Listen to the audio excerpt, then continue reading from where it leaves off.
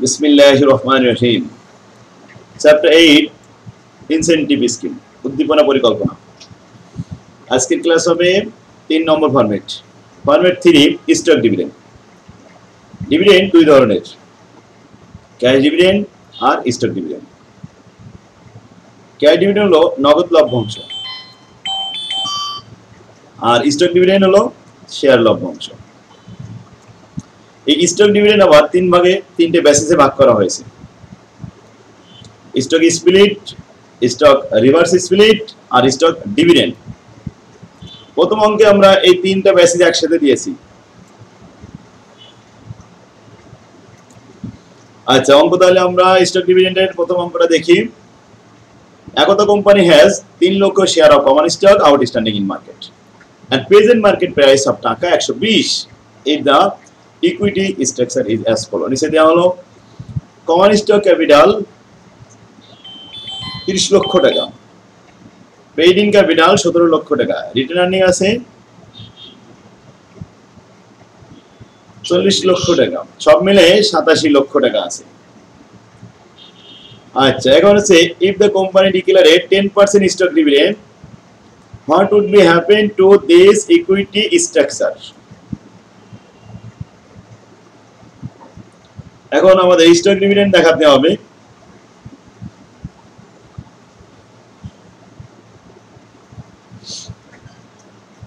Stock ডিভিডেন্ডের মোট 4টা step আছে। 4টা স্টেপ করে স্টক ডিভিডেন্ড নিয়ে করতে হয়।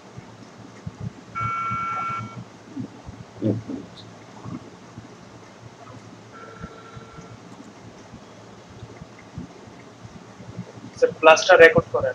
হ্যাঁ,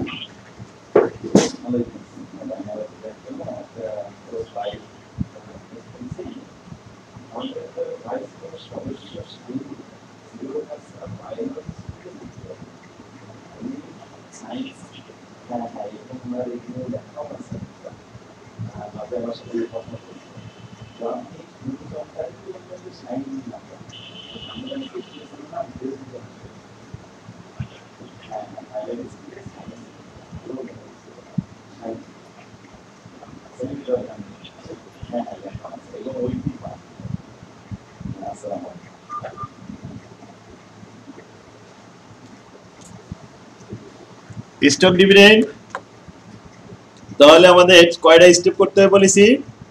4টা স্টেপ করতে হবে। এই স্টেপগুলো কি কি হবে? আচ্ছা, প্রথমে বলছে if the company declare 10% stock dividend, যদি কোম্পানি 10% শেয়ার লভ্যাংশ ঘোষণা করে, তো what would be happen to this the equity structure. Equity স্ট্রাকচারের কি পরিবর্তন আসবে, কি ঘটনা ঘটবে?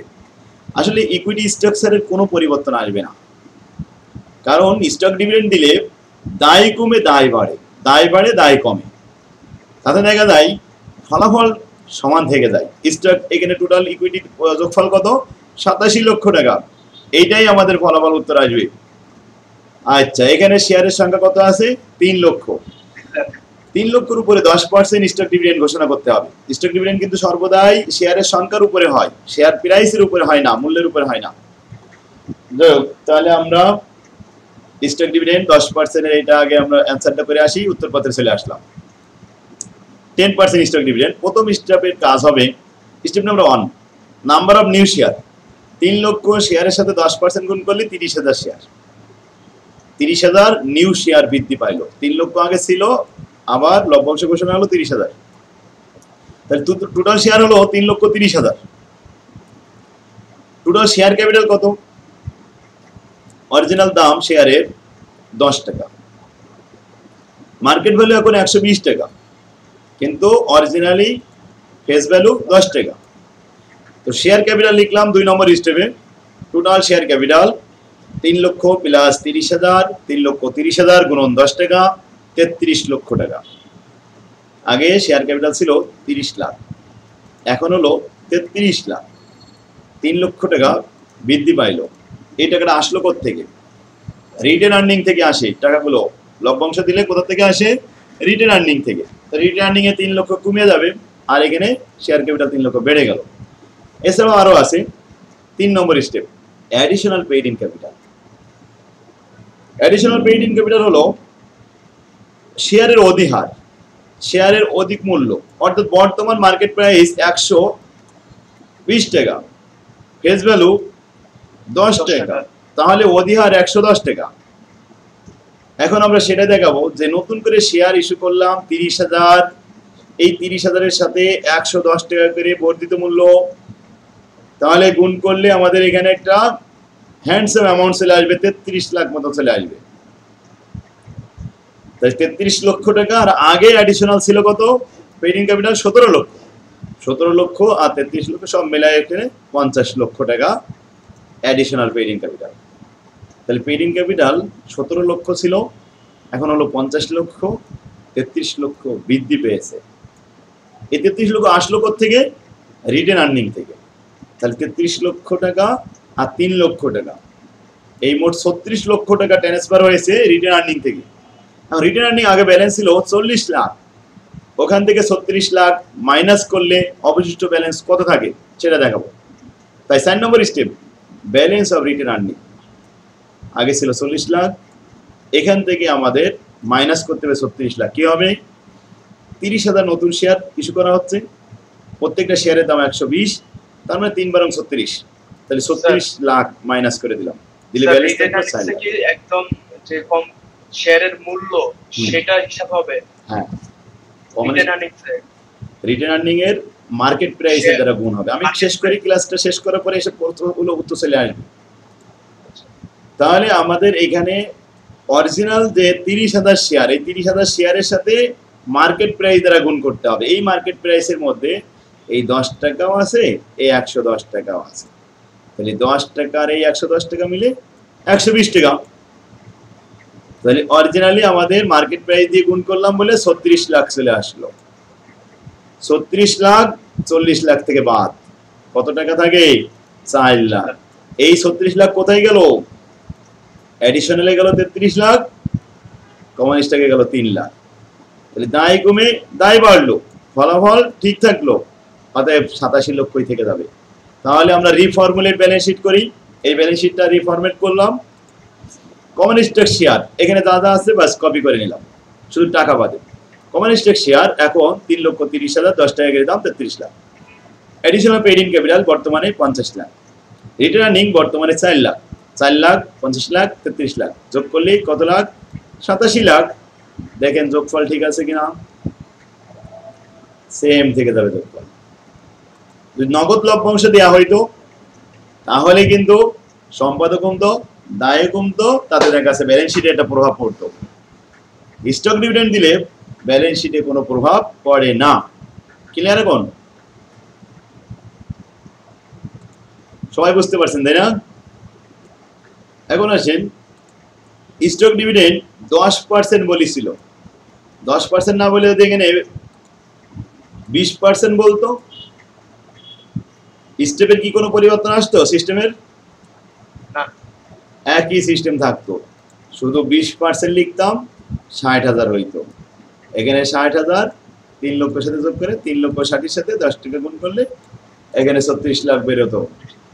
এখানেও আমরা 60,000 গুণন 110 করতাম, এখানে একটা বড় অ্যামাউন্ট চলে আসতো, এখান থেকে ব্যালেন্স কমে যেত নাকি? যাই হোক, ফিগারটা বুঝতে পারছে। এই কাঠামোটা মনে রাখলে 5%, 10%, 15%, 20%, যে পার্সেন্ট বলে বলুক, সিস্টেম তো এটা। বাস স্টক ডিভিডেন্ড শিখে ফেললাম। তাহলে এখন যে কোনো অঙ্কের স্টক ডিভিডেন্ড করা সম্ভব ইনশাল্লাহ। Next 2 number, what would be happen to the account if the company declared 3 for 1 stock split? 1 stock split মানে একটা শেয়ার ভেঙে ফেলতে হবে। স্টক স্প্লিট মানে ভেঙে ফেলানো, টুকরো করা, কেটে ফেলানো। তাহলে একটা শেয়ার কেটে টুকরো করে কয় ভাগ করা হলো? 3 ভাগ। এরকম 3 লক্ষ শেয়ার, একটা শেয়ার যদি 3 ভাগ হয়, 3টা হয়ে যায়, 3 লক্ষ শেয়ার তো 9 লক্ষ হয়ে যাবে, শেয়ারের সংখ্যা বেড়ে যাবে আর মূল্য কমে যাবে। একটা শেয়ারের দাম ছিল 10 টাকা, 3 ভাগ হয়ে গেলে একটা ভাগে পড়বে 3 টাকা 33 পয়সা।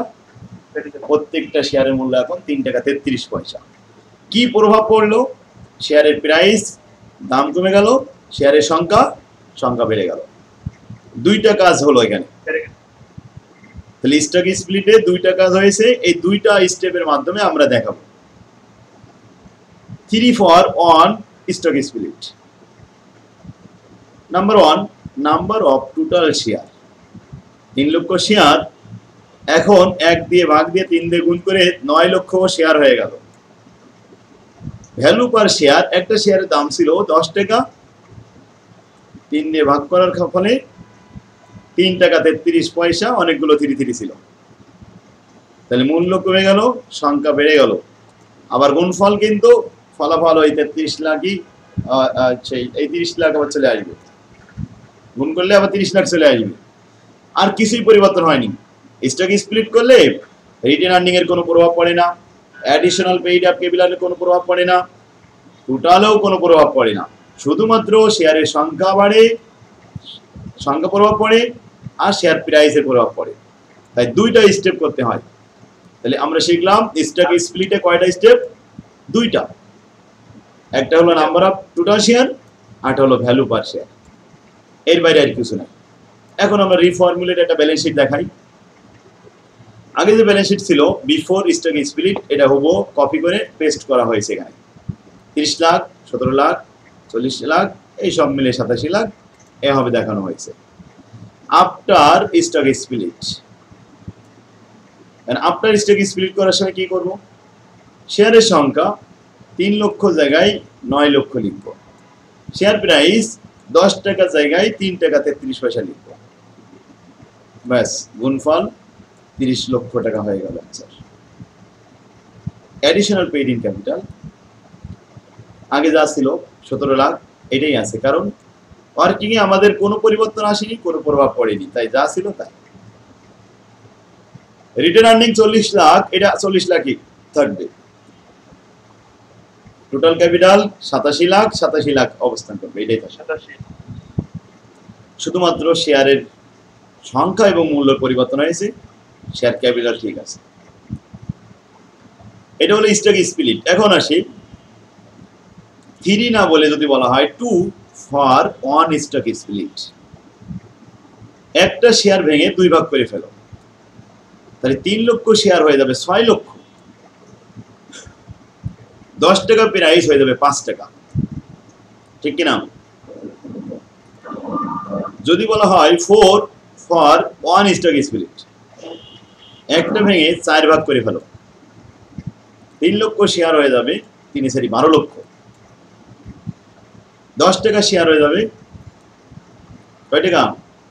2.5 টাকা, 3 টাকা 33 পয়সা না 4 দিয়ে ভাগ করলে 2.5 টাকা হবে, 2.5 টাকা।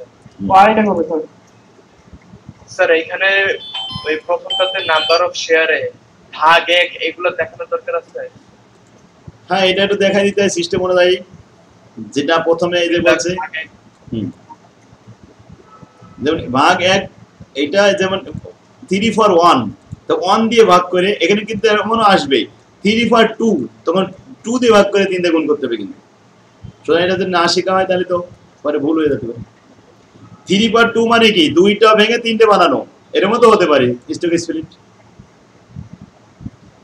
তাহলে আমরা স্টক স্প্লিট নিয়ে সবাই ক্লিয়ার হয়ে গেলাম। এখন প্রশ্নের এখানে ফিগার চেঞ্জ করলেও সমস্যা আশা করি হবে না, ক্লিয়ার তাই না?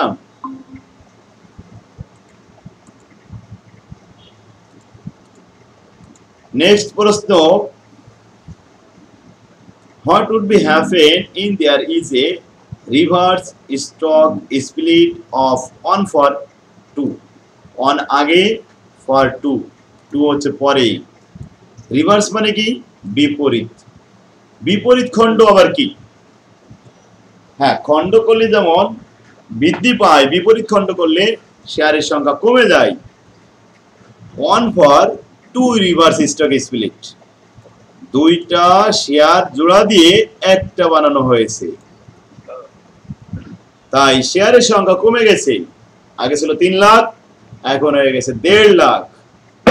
নাম্বার অফ টোটাল শেয়ার 2 দিয়ে ভাগ, এই যে পরের সংখ্যা দিয়ে ভাগ করতে বলেছি, 2 দিয়ে ভাগ, প্রথম সংখ্যা দিয়ে গুণ করতে বলেছি, 1 দিয়ে গুণ, তাহলে 1.5 লক্ষ শেয়ার হয়েছে।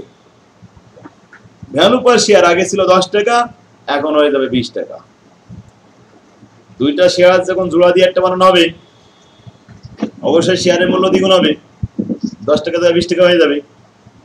এখন reformulate balance sheet before reverse stock split, after reverse stock split.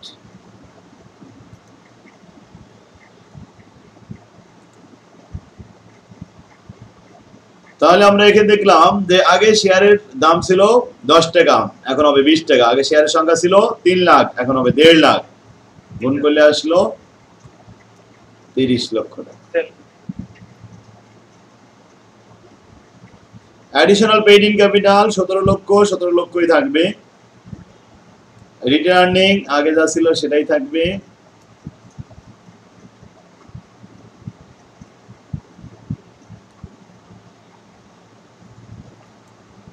তাহলে আমাদের সবকিছু ঠিক আছে, শেয়ারের সংখ্যা, শেয়ারের প্রাইস এইটুকু পরিবর্তন ঘটেছে। সবাই বুঝতে পারছি? নেক্সট প্রশ্ন নাম্বার 2।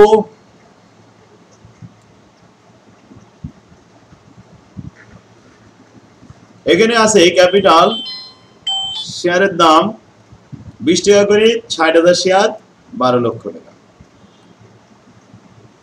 প্রিমিয়াম অন ক্যাপিটাল এখানে মদিয়ার আছে 4 লক্ষ 35, রিটার্নিং আছে 21 লক্ষ 60,000। নিচে কি কি বলা হচ্ছে? Share of the company stock are selling at this time. যখন শেয়ারটা মানে সেল করা হচ্ছে তখন ওই মুহূর্তে দাম কত? 36 টাকা। অরিজিনাল দাম 20 টাকা ছিল, ওদিয়ার 16 টাকা হয়ে গেছে। এখন হচ্ছে what entry would you make in each case below.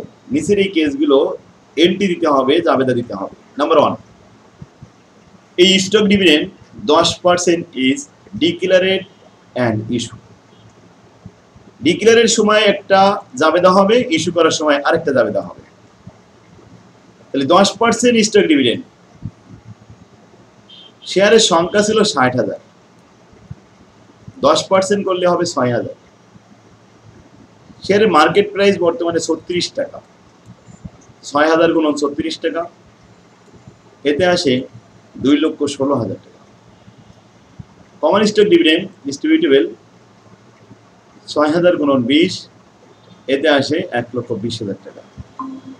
Paid in capital 16 টাকা অধিয়ার, 16 গুণ 6 96,000 টাকা। তাহলে আমরা জাবেদা করলাম রিটার্নিং ডেবিট। রিটার্নিং ডেবিট করলাম কেন? প্রথমে বলেছিলাম যখনই স্টক ডিভিডেন্ড দেওয়া হয় তখন রিটার্নিং এর ব্যালেন্স কমে যায়। রিটার্নিং মানে কি? অর্জিত মুনাফার অবন্টিত অংশ, এটাকে বলা হয় রিটার্নিং। তো রিটার্নিং এর ব্যালেন্স কমেছে বলে returning debit, common stock dividend distributable credit, আর paid in capital excess credit, paid in capital credit. আচ্ছা, এবার আসি এই কমন স্টক ডিভিডেন্ড ডিস্ট্রিবিউটেবল, এটাকে আবার পরিশোধ মানে ইস্যু করতে হবে। তাই common stock dividend distributable debit আর common stock share capital credit. Sir আজকে লাইভ ক্লাসে একটু ঝামেলা হচ্ছে। হ্যাঁ, সাউন্ডও হচ্ছে দেখছি মাঝে মাঝে। সাউন্ড কি কম শুনছেন?